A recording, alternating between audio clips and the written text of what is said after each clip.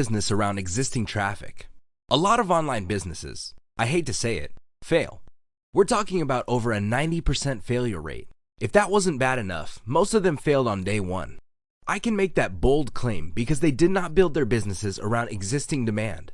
Please understand that online traffic is not some sort of abstract concept. Online traffic is actually made up of real people with real needs, for real solutions, looking around actively for these solutions. This is real. Unfortunately, if you build your business around a hot idea that you have, you're doing it wrong. It's better to look for existing demand than build a product or service around it and tap into that existing source. That's how you build your business to succeed on day one. Here's how you do it.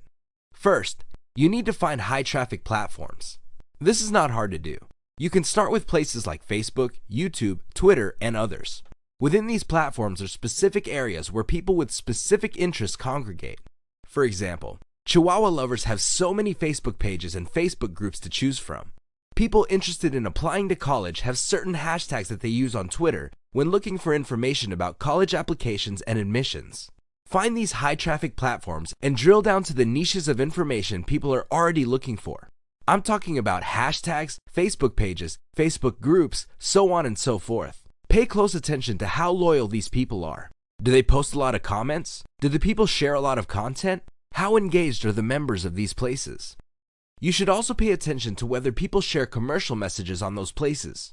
If you notice ads posted by members, this is a good sign. Please understand that you should not waste your time on Facebook groups and pages that are made up of only ads. Chances are these are just made for spam. However, if you notice that a lot of genuine user interaction mixed in with a lot of commercial messaging, you are definitely in the right place. Next, be clear on the problem that you think most of these people have.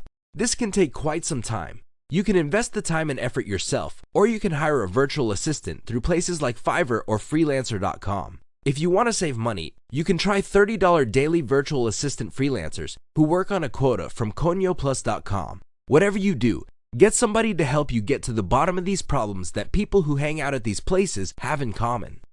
Next, find affiliate programs that address the problem of your intended audience. When you go to places like ClickBank or JVZoo, there are many affiliate products available that will solve a range of problems. Consequently, look for your competitors on the traffic platforms and look at what they're doing. See how they message your intended audience. Be inspired by what they're doing. I'm not talking about copying and pasting what they're doing, but be inspired or do something similar to what they're doing and push your own set of affiliate products. Finally, use a content-based sales funnel to sell using a list. What this means is when you go to these places on Facebook, Twitter, and elsewhere, share links to content that solves some of the problems those audience members have. Once they trust the content, they can dig deeper into your website so they can join your mailing list. And then from there, you can sell them affiliate offers.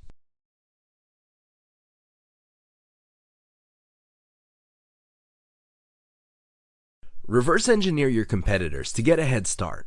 If you want to be a super affiliate, you cannot waste time. One of the easiest ways to waste time and money is to build your business around a hot idea that you had. Let me tell you, the chances of your idea being spot on is actually quite low. There's a reason why you haven't seen your idea on the market yet, and believe me, it generally has nothing to do with people not stumbling upon that idea before. Chances are there's simply no demand for that idea. This is why I suggest you do things differently. Instead, find affiliate competitors on marketing platforms you are not targeting. For instance, if you are on Facebook groups and you have your own pages, look for your competitors on Twitter. Look at what they are doing on Twitter. What kind of hashtags are they using? Pay attention to what kind of content they're sharing. Look at the quality of their accounts. Next, learn from what they're doing by tweaking your messaging on the platforms you are targeting. Maybe you can change your branding a bit. Maybe you can make some editorial changes to your content. Whatever the case may be, optimize these marketing materials based on the inspiration you get from how your competitors market on other platforms.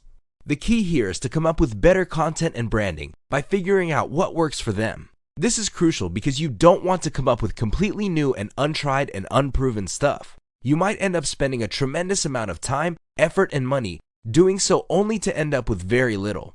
Focus on what works for other people on other platforms, and then replicate those in the platforms you are targeting. Scale up by finding other sub-niches or marketing channels, and then market on those. The key is to let your competitors do your homework for you. If any of these sounds like it takes too much time and effort to implement, there's a shortcut. You can hire a virtual assistant from places like Fiverr, Upwork, or Conio Plus. If you're looking for a cheap solution, try conioplus.com. They have $30 a day virtual assistants who can help you with these types of tasks. You can hire an assistant 1 day or 3 days or however you want. Regardless, you need the right kind of help to implement this tip. The money is in the list. If you want to become a super affiliate, you have to remember this phrase. The money is in the list. You need to wrap your mind around that because it solves one particularly serious problem of internet marketers. I'm talking about the fact that traffic sources, no matter how awesome, will eventually dry up. In fact, traffic sources dry up all the time. You may be getting a tremendous amount of traffic from a specific traffic platform and then, all of a sudden, they change their policies or terms of service. If you need a good example of this, just look at Facebook. 3 years ago, Facebook was a slam dunk in terms of traffic. You only need to put up halfway decent content on Facebook and get people to share it, and you can pretty much expect a nice steady stream of traffic. Well, not anymore. Facebook figured out that their traffic is actually worth a lot of money, so they are sending less organic traffic to materials being shared on Facebook. For you to reach people, Facebook is basically pushing you to pay for ads. A lot of free traffic just went up in smoke. What do you think the impact was on affiliate marketers' income? It was a bloodbath. Thankfully, there's one strategy that you can use that will help you preserve your income for a long, long time. How? Create a relationship with your target audience. This relationship with your audience members leads to some sort of emotional investment on their part on your brand. They feel associated with your brand. How does this work? By building a mailing list, you get a chance to communicate with your community over an extended period. You let them know that you care. You let them know that their feedback matters. You let them know that you have amazing content that solves their problems. The problem with a lot of marketers is that they let their website become their brand. This is a serious mistake because for whatever reason, your users might not engage well with your website. It may be too flat. They may be using mobile devices, and your website may not be all that optimized for tablets or mobile phones. Whatever the reason may be, don't let your website become your brand. Instead, build a relationship around your mailing list. This mailing list is more portable, it's more versatile, and it's less prone to traffic fluctuations. Of course, you're going to have to spend time or money driving traffic to build up your mailing list. But once you get people engaged, this mailing list can be a self-sustaining source of traffic that would help you survive massive fluctuations from your normal traffic sources like Facebook. This is why I could say that the money is in the list. Take care of your mailing list, and your mailing list members will take care of you financially.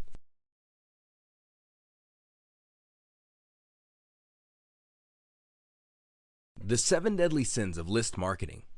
While it's true that the money is in the list, you can easily screw it up by committing any of the following deadly mistakes. I'm not talking about committing all of them or some of them. I'm talking about just screwing up once. If you just make one mistake, that may be enough to kill your list marketing business. It's a good idea to pay close attention to what I'm about to share. Deadly sin number 1, attract the wrong list member. If you want to be successful with your list, you have to attract the right people. These are people who are actually interested in your update emails, and these are people who are actually interested in clicking on the links that you share in your emails. Those links are what put food on your table. It makes no sense to build a list on people who have no interest in your emails. How do you attract the wrong list member? First of all, you use a single opt-in system. In other words, when people enter email address, they're automatically put in your email list. That's a problem because people enter their emails to get a freebie. That's how mailing lists are normally built up. These are people who enter their email into a form just so they can download a book or watch a video. They really couldn't care less about the updates the list sends. That's the wrong person. When you set up a double opt-in system where they have to click a confirmation link, this increases the chances that these people are not just in it for the freebie. They're actually interested in your list. Also, you have to qualify to sign up for your list. You have to show them content that highlights what the list offers and what kind of problems they could solve with the information you present on your list. If you don't do any of this, attracting the wrong list member can be a very costly mistake. Deadly sin number 2, send out too many emails. If you send out emails on an almost daily basis, your list members will quickly find your brand annoying. It doesn't matter how informative your emails are. Eventually, they're just not going to want to open your emails because they think they're an annoyance. They might not unsubscribe, but these members will essentially be useless to you because they don't read your stuff. Deadly sin number 3, send out too infrequently. Believe it or not, if you don't send enough emails, this could kill your responsiveness too. Remember, when people sign up for your mailing list, they're actually looking to get information from you. If you don't send out the information soon enough, they could quickly forget and your emails won't get opened because people don't know what it's about. Deadly sin number 4, send updates that are too commercial in nature. If it's obvious that you're just trying to make money off your updates, people are not going to waste their time in your emails. They feel that they're being taken advantage of. They feel that you're just trying to make money. Do yourself a big favor and forget about putting an affiliate link in every single email you send out. Make sure that you only include an affiliate link with your email updates when it makes sense. For example, if you're talking about a certain problem, it would make sense to offer an affiliate link because it leads to a solution. You, of course, have to describe what the solution is so you can pre-qualify people to click on that link. Deadly sin number 5, ignore the quality of your headlines. If you just write your email's subject lines based on what comes to mind, chances are you're doing it wrong. You have to understand that people are busy. They have so many other things to do. You have to catch their eye, and every minute you invest in crafting a high-quality headline can pay off in the form of more dollars in your bank account. You need to increase your open rates, and this means spending the right amount of time on your headlines. Deadly sin number 6, fail to call your readers to action. Can you imagine convincing somebody that your content is awesome and getting them all pumped up about a solution and then failing to get a sale? This happens all the time because marketers send amazing emails but do a poor job calling recipients to action. You cannot assume that they know what to do. You have to spell it out for them. You have to be clear about the action that they need to take. The more you do this, the more money you make them. Deadly sin number 7, fail to promote the right products. Even if you did everything right, you can still drop the ball if the affiliate products you're promoting with your list simply don't match the needs of your list recipients. It really all boils down to niche specificity. For example, if you have a mailing list composed of young moms interested in baby shoes, it doesn't make sense to send out an email promoting testosterone shots. There's a disconnect between the affiliate link in your emails and the needs of the people who are on your list. Final warning. Once again, commit any of the 7 deadly sins above, and you can kiss your mailing list goodbye.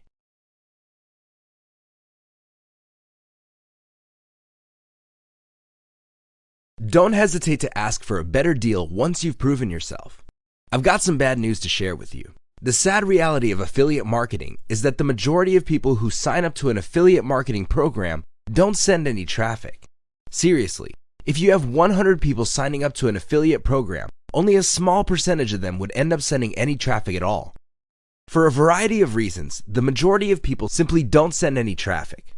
Wait, it gets even worse. Of the few that send traffic, only a certain percentage of those people actually send traffic that converts. Among those people who send converting traffic, it's very easy to feel that the affiliate program doesn't really care about them. Now do you get a clear picture of why a lot of affiliate program marketing people struggle with affiliate marketing? If you think the life of an affiliate marketer is tough, you might be surprised to learn that the life of an affiliate program manager is no cakewalk either. They have to deal with the ugly reality that the vast majority of people they recruit onto their program don't really do much of anything. Also, they have to jump through a lot of hoops to retain the affiliates who could actually deliver traffic that converts. Still, if you are a top producer, you should insist on getting paid what you're worth. Simply put, you have a skill most other affiliate marketers would kill for. Why shortchange yourself? The good news is that you don't have to be one of those underserved or neglected star performers. If you are able to convert your traffic at a very high rate, don't hesitate to ask for a better affiliate deal. Don't be shy. Take the initiative. Take the first step in asking the affiliate manager of your program for a higher rate or freebies or some sort of goodie to reward you for doing a good job. What do you do with your higher payout rate?